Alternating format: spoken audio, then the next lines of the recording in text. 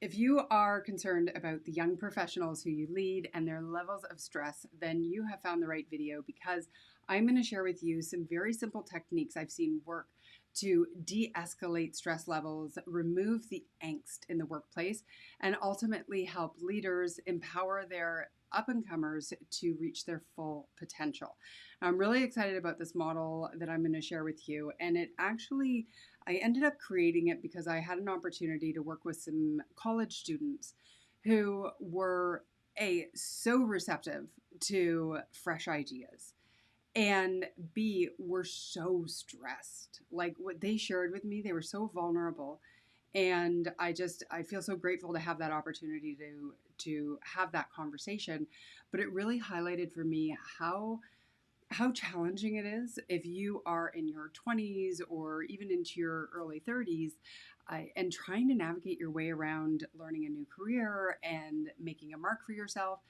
And a lot of my work, I've been consulting for 18 years now, right? Like, as a speaker and a trainer. So I've been doing this for a long time, and I've worked with people at all stages in their career. But lately, what I've noticed is that a lot of my work is with people who are, looking at the last 10 to 15 years of their career and saying, I don't want to keep going like this. I don't want to keep being stressed out.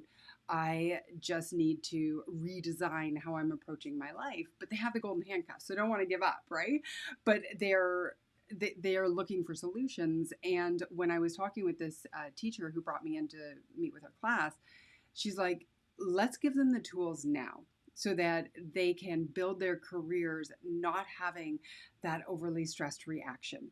And that is what I'm going to share with you here. So I gave them some really cool, simple techniques. And since then, I've given some more thought and created a model around reframing. And you can use these techniques to, like, immediately. So, but if you think about what we're going to do here, I'm going to share with you the model, why I think this younger generation is getting even more stressed than we did. And then I'm going to share what I believe, have seen the antidote to that. Like, how do you actually counterbalance the reality? And then what is the really simple technique you can use to implement? Okay, so that is the plan. Settle in. This is a masterclass, is what I originally called it. And if you started to see the live stream that happened and then the computer or the eCam and everything crashed, then you're going to get a little bit of it repeated. But I think it's still really valuable information for you to share.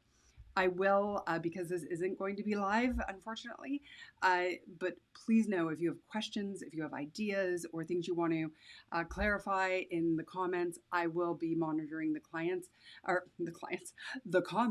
after the fact, and will likely whatever you say might end up spurring on more videos and more content creation. And the model that I'm going to share with you is really about how do you alleviate the angst? And angst is a word that I love, is one of my favorite words. But essentially, my definition, when I talk about it, is that the heaviness, the negative energy, the drama that surrounds everything we do. And so often in life, it's not actually the work that causes the stress, it's the reaction to the work that is the stress. And so the model that I'm going to share with you is really about unpacking that and giving you super simple techniques to actually neutralize the angst. All right. And for everybody, it's a little bit different, because for some people, it is the drama. Some people, it is the procrastination or those things. But that's what we're really focused on in this. And the answer, the way to alleviate angst, is through a technique called reframing. And you may have heard of this before. And if you have, awesome, you're ahead of the game. And the thing is, there's not just one way to reframe something. There are many, many, many, many ways to reframe something. And I'm going to give you 4 of the really simple options. But it is essentially my definition. Again, like, there are formal definitions, but it's purposefully shifting the perspective that you have around what's happening. And it's really important to recognize that in my model, reframing is not about putting a positive spin on something that sucks. Okay? It's not about denying the tough stuff. It's about looking at the situations, the workload, the stuff that's actually causing your team to be really stressed, and being objective about it and looking and figuring out, okay, how do we find a solution that works?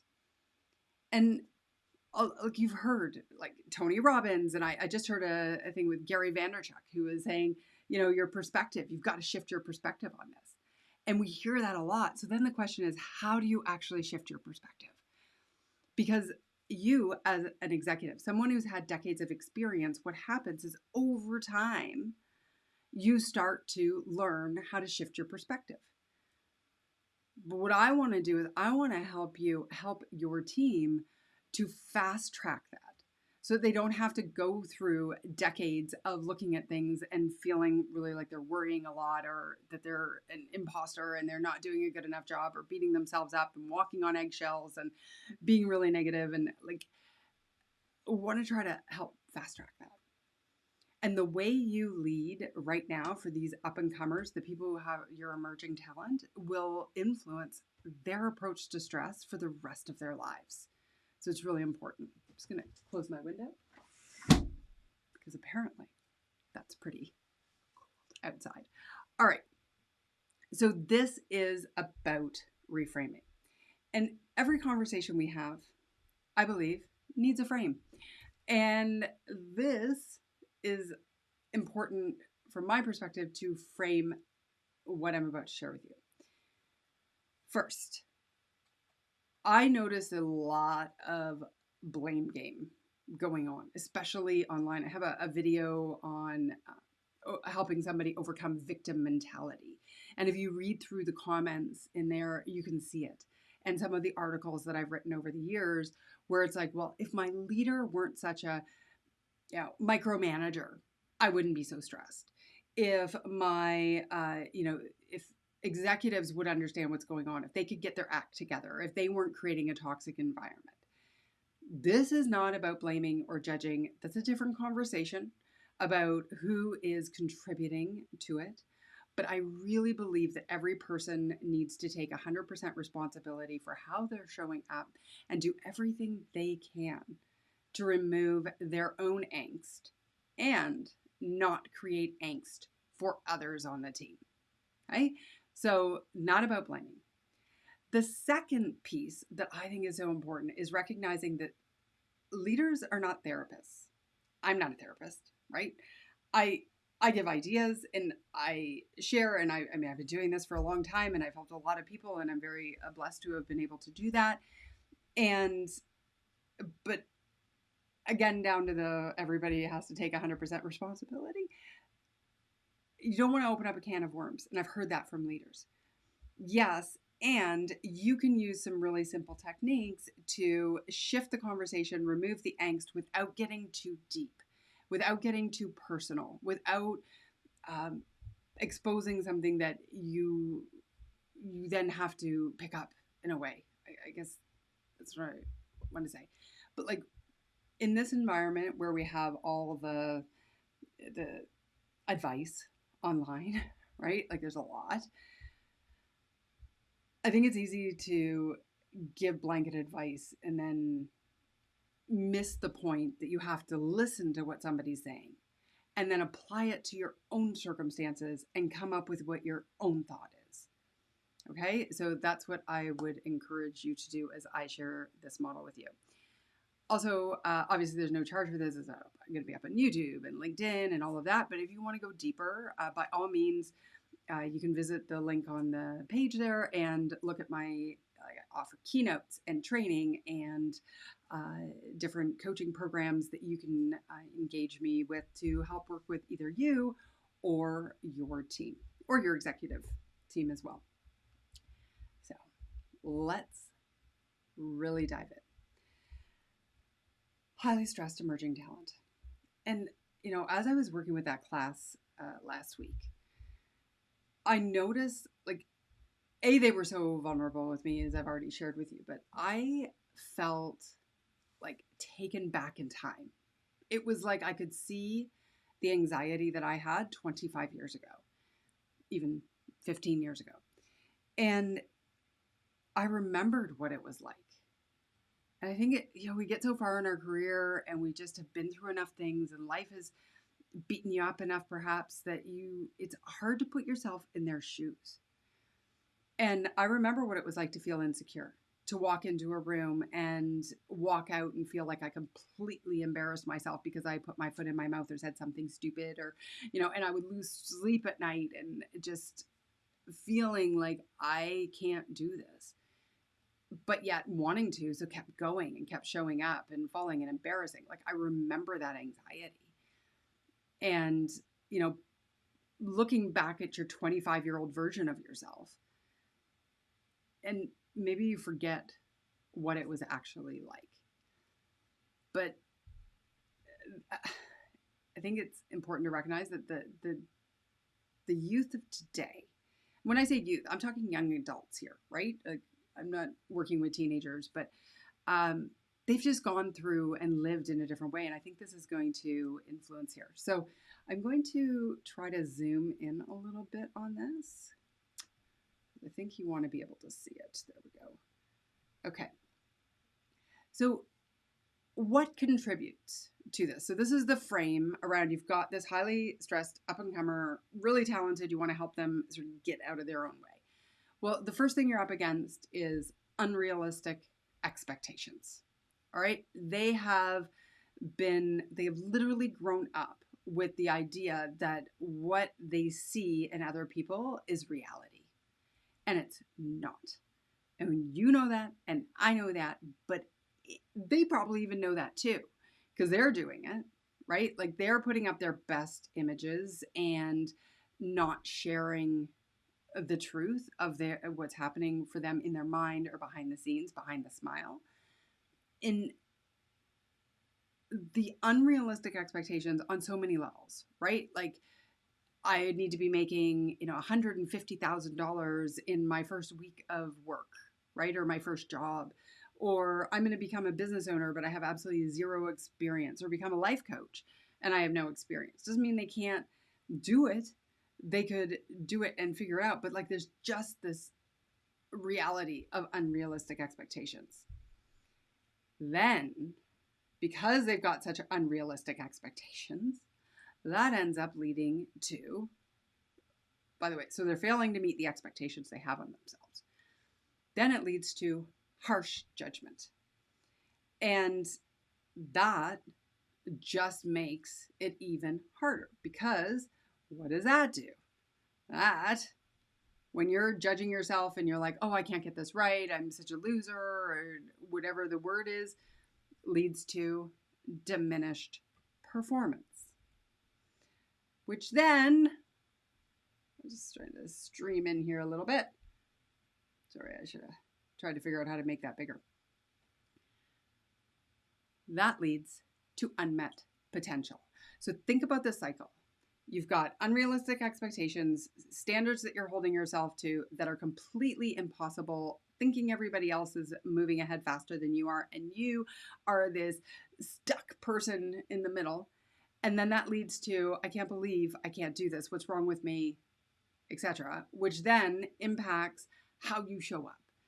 You're more sensitive, you're less objective, you're embarrassed about the problems that you're bringing to your leader, you don't know how to do it, you hide a little bit because you don't want to be seen, all of that, and then you're not living your full life.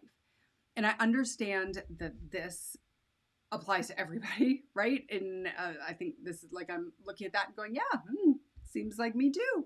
But when you think about that younger demographic, this is what you're up against.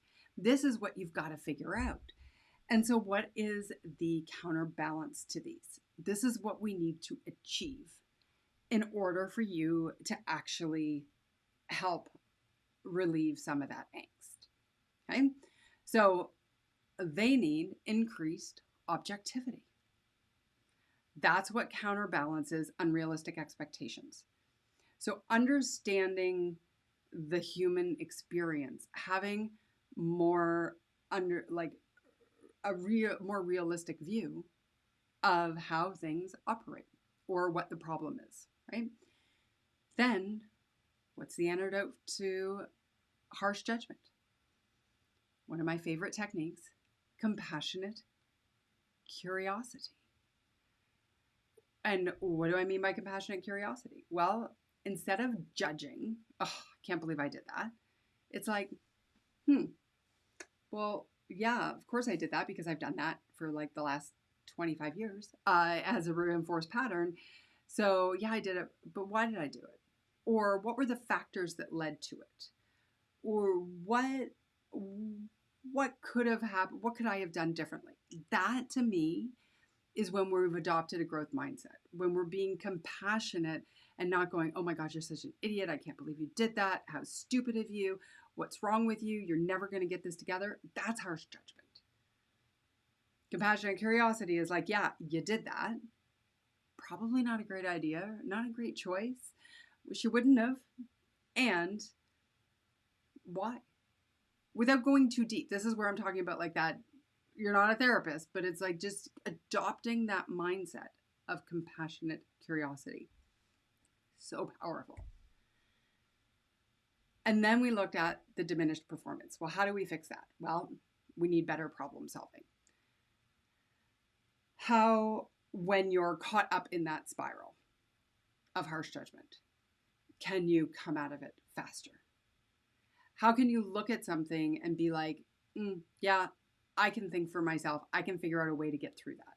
All right, so I'm going to give you a technique on that. And then we go over to unmet potential. And what is the counterbalance for that? Well, it is continual growth and acceptance for the human experience. And so as I was talking with these students, I didn't lay it out like this because I just came up with this model, although it incorporates everything I've done in my typical work that I do anyway. But there were a few things that really stuck out. Number one, there is a lack of objectivity. I'll give you an example.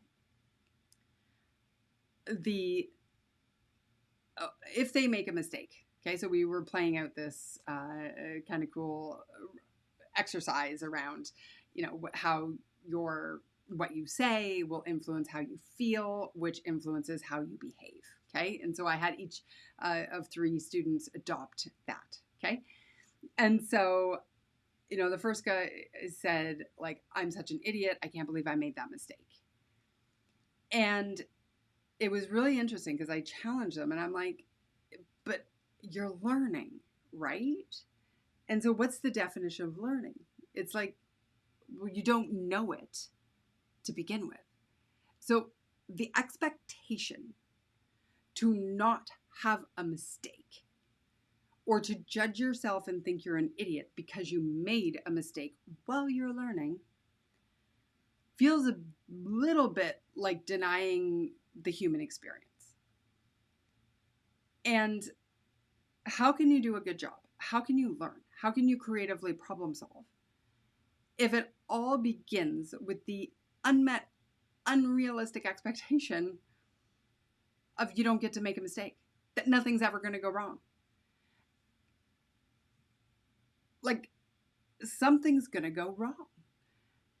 And another example I used with them was, like, imagine if you're in an airport and you're traveling and your plane is delayed. You get the text, 45 minutes delayed, or an hour delayed, or 10 hours delayed, whatever it is.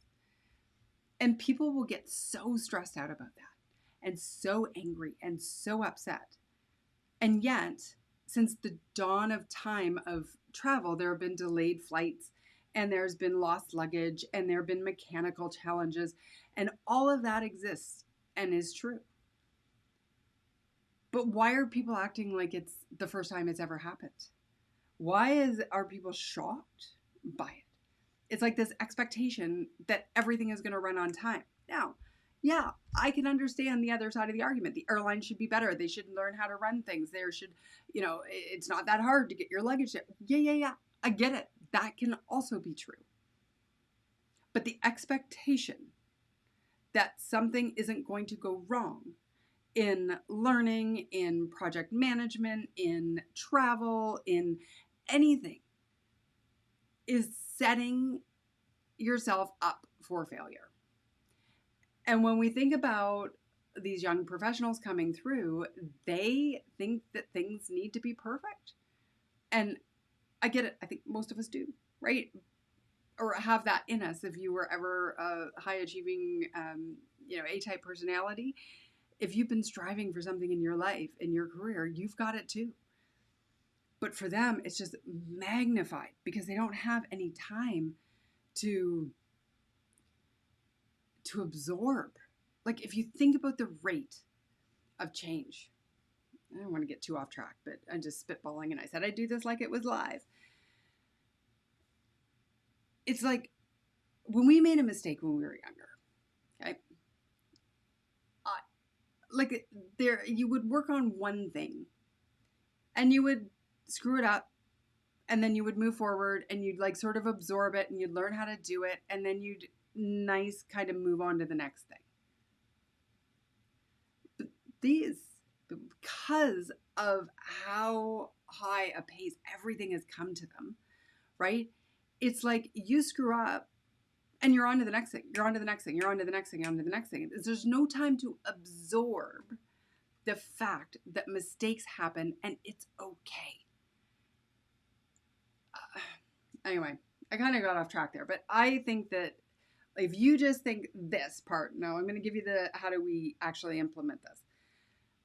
But they've got unrealistic expectations, which they're not meeting. So then they get really angry with themselves and are judging themselves harshly, which then leads to derailing their performance. And that leads to unmet potential, right? Like just thinking about when they walk into your office and they're upset or they're highly stressed and anxious is like, that's what's actually happening. Then you know your job as a leader is to help them become more objective, be more compassionately curious about what's happening, and then help them be a better problem solver, which I have a whole training program around that, which is really powerful when people understand it. And then that will help them continue to work towards achieving their potential. That is the key.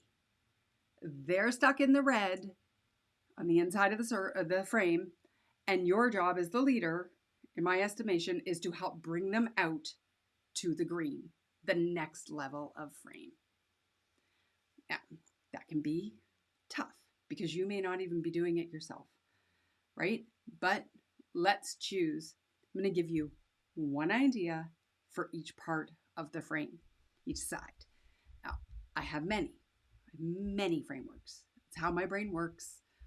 It doesn't stop. But I want to make this so super simple for you that you can go and do it today. But please don't misinterpret the level of ease with how simple these are, because it can be tough to remember. All right. If we were live, I'd be like, do you have any questions so far? So put them in the chat and I will be sure to answer. The first reframing technique is to zoom in and zoom out. It's really easy to get overwhelmed when we look at the issue at hand as a whole. And if we miss putting it into greater context, then it feels bigger than it is. But also, if we don't have a chance to actually boil it down and look at like, what are the steps I need to deal with? What are the real pieces, the core issues of this bigger thing that's really overwhelming me? That also can cause unnecessary stress. And so let me show you these pictures and just a different way of thinking about this. So here we have a picture of a whole bunch of flowers, just a field of flowers. And if you had to be like, I got to deal with these flowers, like maybe put them into an arrangement or something, I don't know, it's a wildflower, a field of wildflowers, that would feel really overwhelming. So imagine your to-do list is that field of flowers. But now let's zoom out for a minute. And let's look at the bigger picture. And that field of flowers that we looked at that looked like really overwhelming if we had to look at each one, now we can look at it from the perspective of your overall life or the job or the quarter. Well, this project is a lot, but like I've got the whole quarter to get through it. Or one of the examples we were using with the class when I was working with them was they have to learn this new technology and there's a lot of resistance. Two people in the class are excited about the technology and I'm like, wow, that's interesting. And so we really started to look at it. And I'm like, okay, so the tech is overwhelming and all of you are saying that there's some stress level around learning it. Let's zoom out for a minute and tell me what learning that tech will do for your job, your future prospects in your career. And they could come up with a ton of ideas. Well, I would maybe be, if I get really good at it, then I could learn, or that could be the deciding factor between me getting my dream job or against another candidate. Awesome. Or somebody's like, yeah, but I really don't like tech. I don't want to do it like that. I want to do it old school. And I'm like, fantastic. Because when you zoom out from that issue, then you can figure out that you did your best. You learned it.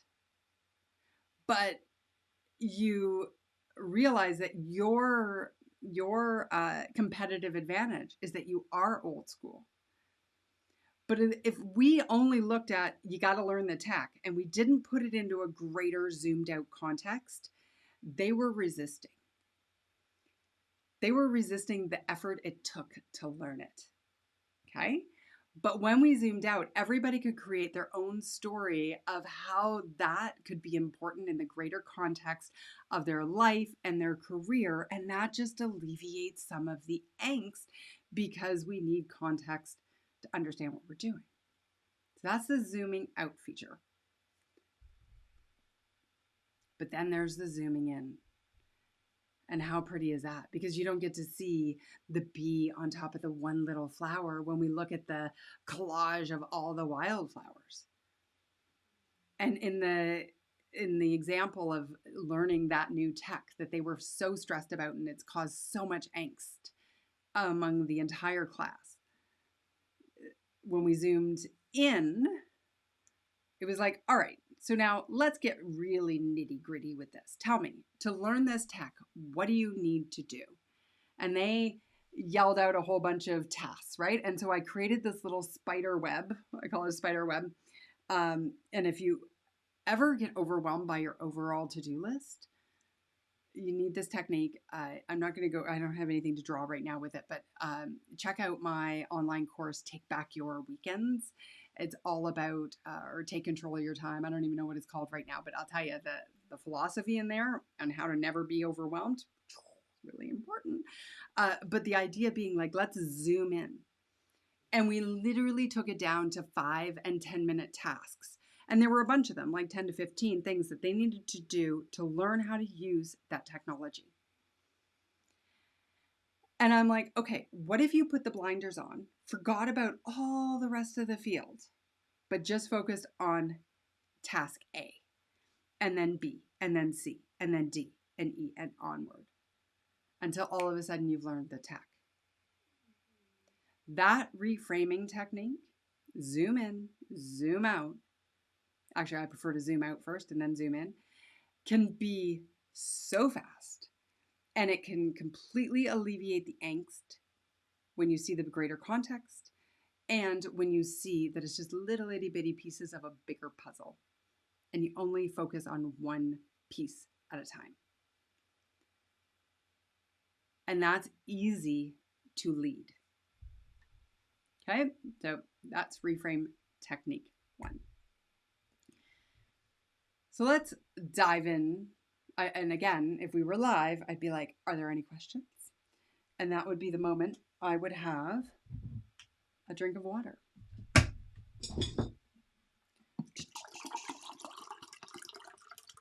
Water is so important. I have 4 liters a day. All right.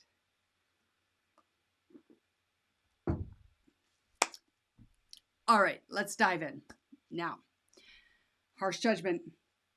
You know what's happening. You probably felt it yourself. You've seen it in your team. How are we going to become compassionately curious? Well, we're going to pick the next reframe, and it's called pick a better word. Now, every person, in my estimation, has a word. Now, this word is their word, their derogatory word, their negative word that they default to when they're disappointed about their performance or when they are feeling extra levels of angst. For many people, it's I'm an idiot. I'm awful at this. I'm a loser. I'm lazy. I can't get it together. Like whatever that word is, there tends to be a pattern. Now, if you're someone who cannot relate to this and you've never had a negative voice inside your head or seen yourself in a negative light, then I applaud you and awesome. And the people on your team, they have a word. 99.9% of the people I've worked with have had a word. And the challenge is most people don't recognize what their word is. What's the word that when you walk by a mirror, you say? What's the word that you mumble under your breath when you just got, reprimanded or a negative review? That's the word we need to neutralize. Okay? So if you notice with someone and they say things like, oh, I'm sorry, I'm such an idiot, I screwed up. And they may not say the word out loud to you, but you know what's happening. Okay? Like with me as being a coach and having that level of trust with someone, they'll use the word out loud with me and then I can help them rewrite the word. But when they say a word or they use something extreme, because remember, they are not far enough in their career yet to have the perspective that you have that like this mistake that they made is not really that big a deal, right? It is, but it's not like in the grand scheme of their career, a huge deal. But you're going to notice this word. And I would invite you to just kindly point it out and say, I notice you use that word a lot. Do you really think you're an idiot? And when people get called out on the word, they're like, well, no, I don't think I'm an idiot. Or, yeah, like I should have known this. And that goes back to what we were talking about earlier. It's like, should you have known that? You're just learning this. You're new in your career. You haven't had the life experience yet to actually know it. So maybe you don't need to know it or you didn't need to know it. So that doesn't make you an idiot. It means you're learning very different, right? So that's sure, yeah. So critical, but it's like being kind about it for sure. It's not like, please don't call yourself an idiot, right? Like that's for them to decide if they want to. And I use the word idiot because that was the word that came up at the class that the fellow who got to play the mindset guy, he that was his, oh, I can't believe I did this mistake. I'm such an idiot. I may as well fail out of school. Like, why am I even here? And it kind of like built this storyline, right? But if we interrupt that word, if we catch that word and we pick a better word, I'm an idiot, or I didn't know that and I'm learning, creates a very different domino impact in how your stress levels, how you feel about yourself, how you show up, the work you do, than if you use the really strong word. Or it's like, I screw up everything. When you hear words like that, this is the reframing technique. You can say, really, everything? And they're going to go, well, not everything, but like this. Great. So you did 90% of it correctly. And you did this part and this part and this part wrong. It wasn't everything. Do you see how that just alleviates a bit of the angst?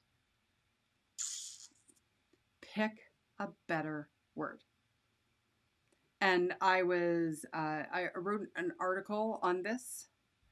Yes, it deserves a full article, and I could do an entire masterclass just on the words we use, because the words create the foundation for how we feel, and how we feel creates the foundation for how we show up. And so if you want to help alleviate the angst in your workplace and get people to be happier and enjoy what they're doing, then it's the picking a better word is where it starts, and it's easiest. And, you know, I had one of my favorite clients. She came, we met, did our onboarding for her coaching, and she was a startup entrepreneur and actually quite successful and had a couple kids and just living exactly in the chaotic, stereotypical world that you or I would look at and go, yeah, she's probably pretty stressed right now. And as she's building the business, she needed an executive coach, and I'm like, all right, well, here we go. And we met, and typically in the onboarding call, it's very fluid. Like, you just tell me what's going on, and then we'll figure out the plan from there. And at the end of it, I said, could you just do me a favor, please? Could you make me a cheat sheet at everything that you are awful at? And she's like, what? And I'm like, you have told me over the course of like an hour and a half, right? Like, that you are awful at creativity, at leading the team, at PTA, at, taking care of your house, at doing HR, at, keeping the books on time, and all of these different things. And she was looking at every part of the company that we picked apart, and her life was described as, oh yeah, I'm awful at that. I'm awful at that. And she's like, I don't use the word awful. I'm like, oh, my dear client, you use the word awful an awful lot. And so I said, okay, here's the challenge. For the next week, till you come back, I want you to just put the word awful at the top of your notebook, right? Grab a page, the top of your notebook, and just write the word awful. And every time you say it, I want you to do a little tick, tick, tick, tick, tick, tick. And within 48 hours, she's like, oh my gosh, I say it all the time. Now, what I don't recommend is we don't want to take awful, like if you're coaching this with somebody else, and replace it with something that is phenomenal. So we don't say, like, it wasn't like I wanted her to say, oh my gosh, I'm awful at HR. I didn't want her to say, I'm phenomenal at HR. I'm the best HR superstar there is. Because you know what happens? Your mind calls bullshit. It's like, no, you're not phenomenal at it. Right? There's a reason you think you're awful at it. But this isn't my strength. I'm in the process of learning. I am really not good at this part of it. Or I'm good at this part, but not that part. Like picking it apart. Oh, and hey, reframings can stack on top of each other, because when there's that word, awful, in this case, we can zoom out and go, are you really awful at everything? No. But can we zoom in and go, I'm awful at this piece of everything, this part of that one thing? That feels more manageable. That relieves the angst. That empowers us to actually problem solve. So there you go. My favorite reframe number 2. Pick a better word. When you read that article, you'll also see that I want you to never use the word stress again, but I won't get into that right now. All right, so here we are. We're increasing objectivity by zooming in, zooming out. Then we are practicing compassionate curiosity by picking a better word. So, let me finish. Sorry, my fault. So we don't want to go from extremes to extremes. The goal is to neutralize. We want to find something that is acceptable and not like so far out. It's like we're looking for neutral, or at least closer to neutral. Because there's a difference between the word awful and bad, or awful and not good. Funny, right? Like they all have different meanings, but they all have a different like emotional judgment that goes with it too, right? Like different level of judgment. And so you're just helping them come up with an alternative, and ideally at least two alternatives. And the reason for that is because if we say awful and we say no, I'm okay at it, and you only have one or the other, if you have a negative bend, of course you're going to default back to awful. Now you're going to go no, like between the two.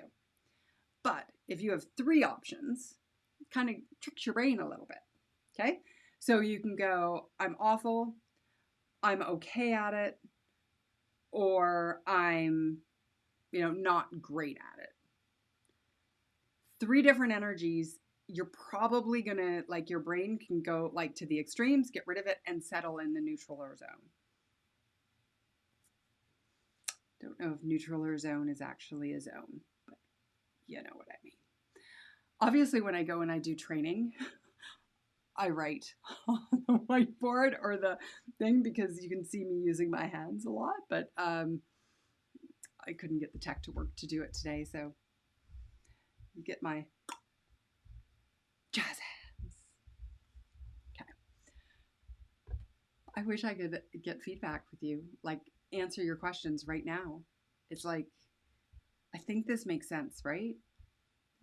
How you could do that? Hey, are you really awful? What else is possible? What's another word? Pick a better word. That's all you got to do. And it can relieve the angst. Now, the next thing we're dealing with is problem solving. And the number of conversations that I have had with leaders who say, I wish my team would be a better problem solver. And thing is, most people approach problem solving based on their experience. And life lessons basically take you down a path, and you ultimately end up building a level of resilience naturally. It's like you don't have to try anymore to, pick up a phone and make a sales call, because you've done it for so long that talking to a stranger isn't as big a deal as it was when you were starting your career. You have that better perspective. Same thing with problem solving, is like you can just see the answer. You find the solution because you're like analyzing it all. Boom, right away. And it's like, whoa, but they can't do that. But you're expecting your younger generation to be able to do that. So got to teach them how to problem solve. And I am going to ruffle some feathers here, and I'm okay with it because I think it's really important. But please, please, please, please, please stop asking people to not bring you problems, only solutions. Bring me solutions with your problems. They don't know the solutions. They don't know how to come up with the solutions yet because they don't have the experience. They don't have the perspective. They don't have the zoom out or the zoom in ability yet. You've got to teach them that. And I created a problem-solving framework that is the basis of my main 12-week training program and coaching program that I do with groups, and typically for executives. And then it can be for the whole team, but it's ruffled a few feathers over the years, and then it changes lives. So that makes me so happy. But here's what it is. How can I best explain this? This reframe is simply, I'm going to call it clarify before solving. And there is a lot of depth to how you clarify, but I'm just going to make it really easy for you with this story. I had two different clients. One was in manufacturing, one was in financial services, but they had the same problem. And it was that their early afternoons were completely lacking productivity. It just didn't land, right? They weren't getting work done. They were always getting interrupted. And then their afternoons would, they'd be just not get their work done, and then they have to take it home, and they wanted to get their weekends back. And that's how we ended up working together and problem solving. Now, as a consultant, I could have said, well, if your team is interrupting you every afternoon, then shut your door. We've all heard that. Just shut your door. And if I'm working with an HR association, I'll get somebody who says, they come in anyway. I'm like, I know, exactly. But because we clarified before we jumped to solutions, here's how that translated. 2 different people, one in the manufacturing company. As we got down, here's my framework, by the way, what's actually happening, so the situation. Then it's self-awareness. How am I reacting to what's happening? And with compassionate curiosity, how am I potentially making this situation harder than it needs to be? And then finding the solution is easy. So, client number 1, we start to really dig into this. And it's like, tell me what's going on in the afternoon. Give me specifics. You're saying your early afternoon suck. It's not working. And he goes, well, so he tracks. And I would encourage you to have somebody who's feeling overwhelmed do the exact same thing. And he tracks it, and he's like, he said, yeah, I'm reviewing orders and answering questions about different things that are going on with the team. And the self-awareness of that is we explored in this, was, it turns out he was the bottleneck for everything happening. And the team, the sales reps and the production manager and everything would do all their work in the morning, and then they would have to come into him in the afternoon in order to get his approval and his answers so that they can go and do their job. And he was expecting himself to come back from his lunch and dive into the parts of his job that were different, but everybody was always knocking on the door. And it's like, that is a very different solution than my other client. And it turns out that she had a bit of a blood sugar issue, and she would go out for lunch and have something to eat, and it wasn't agreeing with her body. And the reason she was getting interrupted, as we started to dig in, was because she was looking for a way to energize herself. So she was inviting the interruptions. And she wasn't getting any focused work done because she wanted to get up from her desk, and she was like, oh, hey, how you doing? Like, as somebody walked by the office, and, she was literally enabling it to try to keep herself awake. That is a very different solution than client A versus client B. So when we say to somebody, bring me a solution, or when you bring a problem, or we say, here's how you can fix that, right? Oh, just shut your door. Turn off your notifications. Tell them you're in a meeting. Well, if you're having problems with your blood sugar and you just tell them you're in a meeting, it's still not going to solve the actual problem of why you're inviting an enabling thing, like interruptions. If you're the micromanager and you are the bottleneck for production and orders and everything else going out, then shutting your door is actually going to hurt the company more.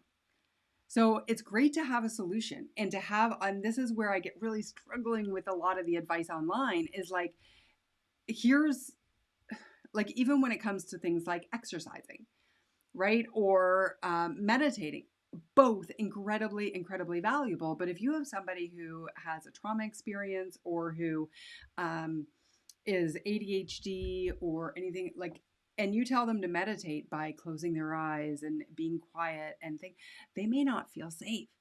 And so they might end up getting like really overwhelmed, and it can backfire. So they got to work towards getting to that point, or do certain types of like meditation that don't trigger that, right? Where your eyes are open and you can see your surroundings and you're just sort of zoning out a little bit. Like, see how like the same solution doesn't work for the same people or for everybody. And that's why I believe problem solving for the human experience needs to follow this. What is actually happening? What is the awareness around it for yourself? And then that informs the right solution. So asking the question, how do you leave this? I mean, obviously that's a bigger conversation, but like just ask them, like, what's happening or what are you thinking is happening about this? Don't try to predict what they're saying. Get the intent. Okay, so you're upset about this. Can you tell me from, like, be really specific with me about what aspects of this situation are upsetting you and causing stress? Okay? Like that that will get you a lot more information and a lot better solutions than doing it with, you know, oh, you're upset about that. Oh, just break it down, or, don't worry about it, or whatever. Like, that's not helping anybody. You got to teach them how to think. You got to teach them how to problem solve so that they can ultimately end up getting out to that green side, right? Like, of our frame on their own. That's what we're trying to empower with the next up and coming talent. Better problem solving. Super exciting. All right. Now, growth mindset. This is a big one. Having acceptance for making a mistake and not shutting down. And one of the beautiful shares from that class of young professionals was, she said, look, when I make a mistake, so these are the 3 people in a row, and I told you about that earlier. So if, the first person is the voice, right? I'm an idiot. I can't believe it. I'm going to have to leave school. I'm never going to make it. I'm not going to da da da da. Then the next person is the emotion that comes from that story. This is the domino impact. And that person was like, I'm, really feeling deflated and I don't feel confident and I'm struggling. And then the third person who shared I said, so what behavior are you going to have if that's the storyline and that's the emotion? How are you going to show up? And she said, I'm going to shut down. I'm going to go home and I'm going to ignore the project for 2 days until I have no choice to come back to it. And I'm going to hate myself the whole time through. And I'm paraphrasing, but essentially that was it. And it's like, wow. The unrealistic expectation that you're never going to make a mistake with the harsh judgment of, I am an idiot, I can't believe it, led to the performance of, I'm going to shut down and procrastinate and ignore the work I need to do because I don't believe I can do it anymore, which then hurt her ability to actually create and learn. And so how do you counterbalance this? Well, this is I've got one of my books in my book, and I also have, this is an online course that I built. There are problem-solving frameworks or problem-solving principles in here. This is a really cute, easy book. Very powerful in my approach, in my opinion. Let me find it. Oh, interesting. I don't know where it is right now. Anyway, it doesn't matter because I know what it is. There are a whole bunch of problem-solving principles in this book, but the most important one, I think, that really resonated with the class is that you've got to get, this is a reframe, the 4th reframe I'm sharing with you, is that you've got to get to your second response ASAP. Okay? Because you and I and your younger professionals in your office, every one of us has a way that we default to solve problems and respond to a situation. And maybe if you are, really tired and an email comes across your desk and you get really, like, you read it and you're like, oh, that person, that jerk, like they're just trying to waste my time. And then you respond back really shortly or negatively, or you pick up the phone, or you just sort of go, oh, I don't have time to deal with you. I'll deal with you later, or whatever it is. Like, I mean, there's zero judgment here. That, like, once you recognize it, expecting that you will never do it again. Expecting that by putting a solution in, you magically get rid of the pattern is setting yourself up for another unrealistic expectation and going around the frame again, right? With harsh judgment, etc. And so what if instead we said, all right, I have a pattern that when I make a mistake, I feel really bad about it. I judge myself harshly. I feel really bad about it. And I shut down and procrastinate and get distracted with something else. What if instead we said, okay, that's my pattern. That's the thing I default to. But this time, the next time I feel that sensation of shutting down, I'm not going to expect myself not to feel that sensation, but I'll recognize it sooner and bring myself into perspective by zooming out and zooming in and picking a better word to alleviate the judgment and being compassionately curious with myself. And then I'm going to go around and I'm going to solve the problem so I can find a better way to do it. And then I'm going to interrupt that cue and get to the second response ASAP. That changes everything. And I'm going to use the example of worrying because I used to really, really, really struggle with my worrying. Like I was taught, well, my parents are very good worriers. My dad was a brilliant worrier and I learned as well.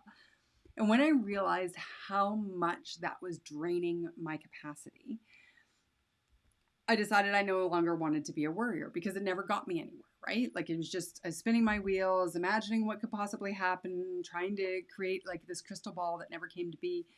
And so I decided I was no longer going to be a worrier. But of course, I'd had decades of programming about worrying. And so instead, I'm like, I'm going to recognize when I'm worrying. And then I'm going to do all these different solutions I had to interrupt it. And at first, it took a little while, right? Like maybe I'd be worrying about a new keynote speech coming up. And I'd worry for like 3 weeks. And then I'd be like, oh, wait, no, I'm like, stop worrying, right? Again, I do my little techniques. And then I would shrink that time and shrink that time and shrink that time until I no longer worry about a speech. I do the work to get the speech ready to go, but I'm not worrying about it. It's not keeping me up at night. It's not like, creating this sense of angst and dread like it used to. Even though I was so blessed to get to go and share with audiences, I was so afraid of speaking. I would worry that I was going to make a mistake and probably will, but that's called the human experience. And doesn't that just take us right back around the thing, right? It's like the unrealistic expectation to never make a mistake. And then the harsh judgment that comes with it. And then the diminished performance because all that time spent worrying was taken away from preparing thoughtfully for the speech, right? And then going into unmet potential, not doing as well as I could have, and then feeding the inner frame, the red inner frame. And then as I started to develop this work, coming out to that next level and being like, okay, increased objectivity. You will never be able to perform with perfection. You will, maybe always, I'm really working on just being so clear and finishing all my stories, right? Like I am really in this growth mindset right now about my speaking. And then being objective about that. What makes a good speech? Did I touch lives? Did we accomplish the objectives? It wasn't perfection, right? I mean, there are some speakers who, quite frankly, I look at and I think, wow, they're perfect, right? And they may not feel that way inside. But instead of having the harsh judgment of like, oh, I should have said that, I should have said this, it's like being compassionately curious. What did I say? Watching the video, as hard as that is, and going, oh, that was pretty good. It wasn't all bad. I didn't completely not make sense, right? And then I'd pick a better word, little reframes. And then it's like, okay, if that was the performance How can I problem solve so that the next performance will be even better? Hire a coach, hire another coach, hire both of them at the same time. Like, continue to work, practice, dig deep, and then continue to go into my potential. Growing and accepting and knowing that even after doing this after 18 years, it's like, yeah, and God willing, 18 years from now, I'll still be doing it and I'll still be growing and getting better. Like, even like just having that mindset of going round and round and round and round, but understanding what you yourself could be going through, but also what the young professionals in your life are going through and what you're up against. If you're trying to help them be less stressed, I hope this will shed some light for you, because I love that I figured out this framework, because it's like, this is all the pieces of what I'm teaching. And I've seen how adopting these different mindsets and these little reframes in isolation can have an impact. But now, if you're still watching this, which I really hope you are, if you're committed to, assisting your team and empowering them to do their absolute best work without the angst, and creating an environment that everybody's happy and excited to come to work, then I challenge you, like, pick one of these reframes, test it, see how it goes.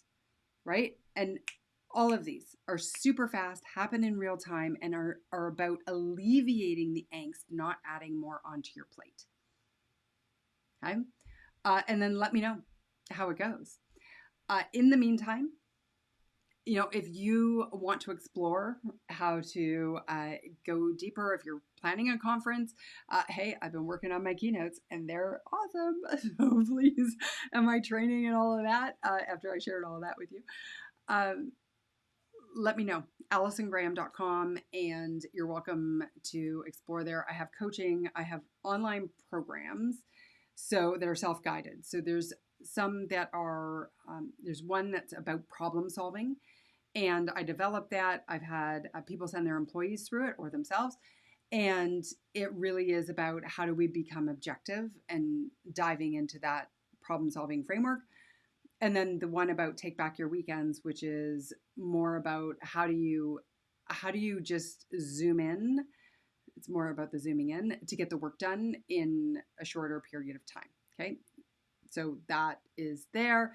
And then of course, all the training and private coaching, etc. So, but because of that class, because of how incredibly vulnerable they were with me, and because of my memories of how stressed I was and how I have to practice these reframes constantly to take my own advice, like my patterns are, like my default is to be very overwhelmed and very stressed and very have a low self-confidence. And so I had to overcome that and continue to practice these reframing techniques. But I have seen time and time and time again how powerful they can be for people. So thank you for being here. Thank you for giving me an opportunity to share my perspective and shed some light on what I see is causing the problem of destructive stress in our young professionals, what we need to do to counterbalance that, and little simple techniques you can use to implement it immediately. Again, I'm Allison Graham, and I hope you will stress less while achieving more and be happier while you're doing it. Thanks for being here.